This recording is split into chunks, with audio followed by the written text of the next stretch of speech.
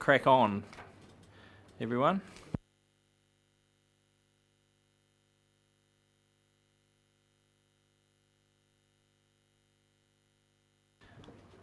Might need to round them up. They were talking about Patagonian toothfish out there. I think it could take forever.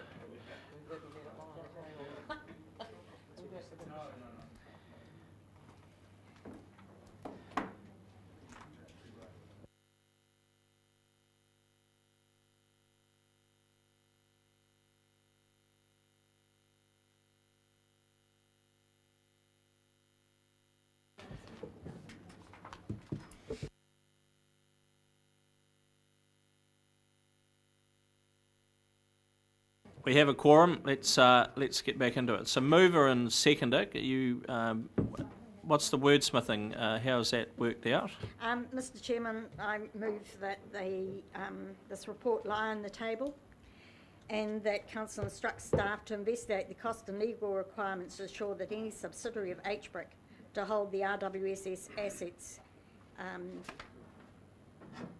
it can be. Sorry, I can't even read my own writing. Can be independent of future council appointees.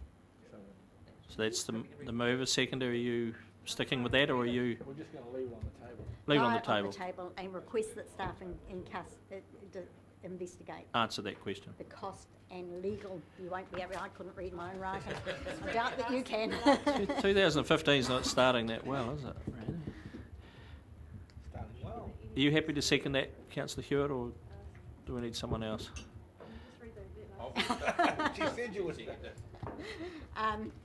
Instructs the staff to investigate the cost and legal requirements to ensure that any subsidiary of HBRC to hold the RWS assets can be independent of any future council appointees.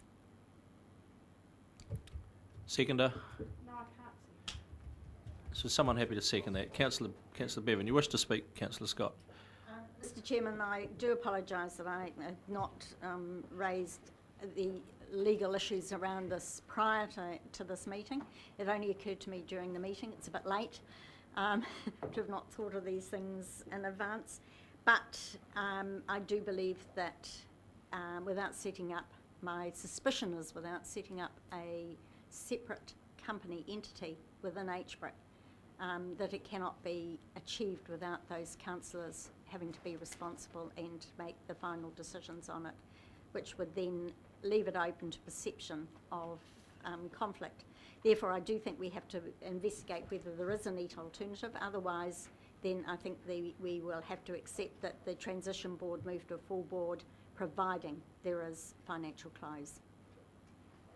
Seconder? Yeah, thank you, Chair. Yeah, I agree with Councillor Scott. I could not have supported the motion that was proposed in the paper. We have to get this right from a legal perspective, and this gives staff the opportunity to investigate alternative legal structure options. And it might not be possible, as Councillor Scott says, but at least we can investigate and be better informed when this comes back to us at the next meeting. Other speakers? Councillor Belford.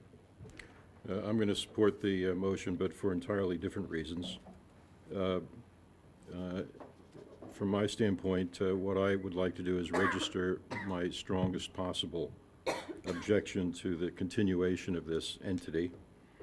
I was a supporter, a submitter on behalf of creating this entity a number of years ago, and all I have seen since then is a downward spiral of steadily lowering standards of accountability and transparency from it. So from my standpoint, it is not a properly functioning entity. The behavior of it, the tone, the standards it sets start at the top with its leadership, and I think that its track record over the last couple of years has been appalling. I'm going to raise a point of order here. These are my reasons for supporting this. Out of out of order in that it is raising points that are quite outside the scope of this paper, and in a way that does not give persons being identified any ability to reply. And I'm sorry, I could fish out the actual standing order. I appreciate your concern. I'll let Councillor Balfour finish though, with the tone perhaps modified slightly if we could. I further believe that if there is no dam, there is even less reason for this entity to exist. We seem to cherry pick, as it is with the railroad and so forth, what projects we think are appropriate for it, which projects are not appropriate for it. I can't see that it has played any significant role in adding commercial nous to the operating of the port, which is the one asset that it has to look over. So I could continue with my reasons, and I will at every opportunity I have to speak on the issue. So I support tabling today's recommendation as it stood in the staff recommendation. Other speakers, Councillor Graham. Mr. Chair, for the same reasons as expressed by Councillor Balfour, I am going to oppose this, but for the same reasons. I think that this going back to staff is just tinkering with a much wider issue that needs to be thought about. I think that I know it's a transition board and that's not entirely appropriate, but until the Ruataniwha Dam is decided one way or another, I think that's what we're all locked into. I don't think we decided that we have a group of people that are going forward with this, and that we need to have confidence in that they'll make the right decisions, but adding anyone new to that would be verging on stupidity, and I don't think that anyone new would want to go in there. It's a very difficult environment to be in there at the moment, and I think we should just leave all well until this thing is decided, and I don't have any confidence that the staff will come back with anything different from what they already have. This is certainly a compromise. I could nearly support it, but I'm not going to.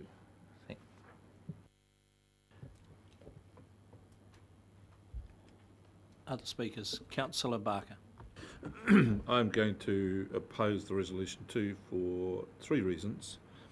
Firstly, when we extended the transition board, we did so because we wanted that group who had the collective knowledge and corporate knowledge and wisdom about these issues to carry on until we got to the point of making a decision about conditions precedent. That was the underlying reason for that. I still think that is sound, and I've not heard anybody yet articulate an argument that said we should justify deviating from that. Secondly, that the issues raised by Councillor Scott are good and right issues to be resolved, and I don't see that they have been fixed as yet, and I would like to be sure about us having resolved those issues before we move on. But thirdly, it seems to me that if we proceeded on the timeline we've got here, it is really possible, highly likely, that we could have in place a new board, completely new board, at HBRC at the time it came to making a critical decision on the Ruataniwha water storage scheme. And I wonder about the wisdom of putting ourselves in a position where we have a completely new board making judgments about an issue which is finely balanced when they are not familiar with the background. So I'm thinking that if we have been okay to struggle on with this transitional board till now for good reasons, then I think we should stay the course until we get to the point that we've made a clear decision about the RWSS, and at that point we can then look around and see what's the appropriate structure for us going forward. So I think the timing of this is not right. I understand the logic for moving it, about making things tidy, about getting certainty in those things. I understand those in the normal circumstances. I would agree with that. But I just think we have this elephant in the room, which is the decision about the Ruataniwha water storage scheme, And we have a group of directors there who have been with us all the way, and I think it would be best for them to stay until that decision is made, and they've got the knowledge and all the background out of it, and we're clear. Then we've got a clarity about the Ruatown Water Storage Scheme. We will then have clarity about what it is we want to do with the directors and with HBRC at that time. Councillor Pipe. Just in listening to the previous speaker, there's no presumption really that the members on the transition board now are going to be replaced in a permanent board. Those transition members could be members of the permanent board. So, as far as the continuation of that knowledge onto the new board, it may be that way, and I don't know whether we can presume it's going to be a totally new board. I think that I would support this because I want more information with regards to the legal aspect of members of the council who may be board members and their role if it comes to decisions on the RWSS. So I'm going to support this. If I want just more information, I'm quite happy for it to lie on the table until we get more information. Mr. Summer. Yes, Mr. Chairman. This is not a debate about the future of HBRC, because we've had that debate.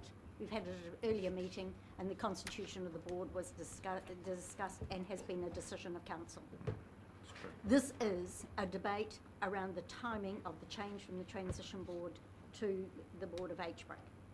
And therefore I consider that all comments, especially those that have been directed at persons identified actually are against Standing Order 3.3.10, and I hope that they should not be considered as part of this debate.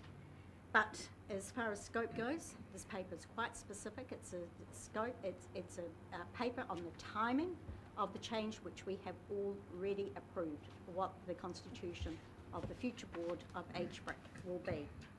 So the reason I wanted to have moved that it lie on the table is that I don't believe that this paper adequately addresses the mechanisms for both scenarios.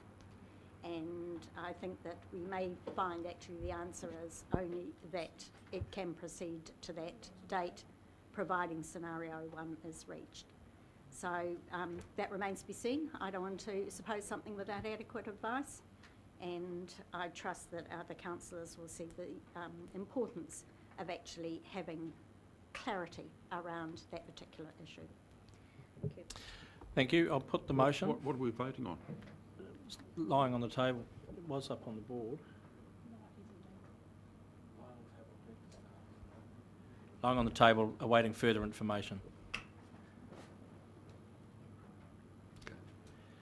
I'll put that motion in. All those in favour, please say aye. Aye. Contrary, no. Carried. Thank you. Division. All those in favour? Raise your hand, please. And against. Yep. Carried. Thank you. Right. As alerted to in notices at the beginning of the meeting, I now take us to a new item 10, which was the originally the public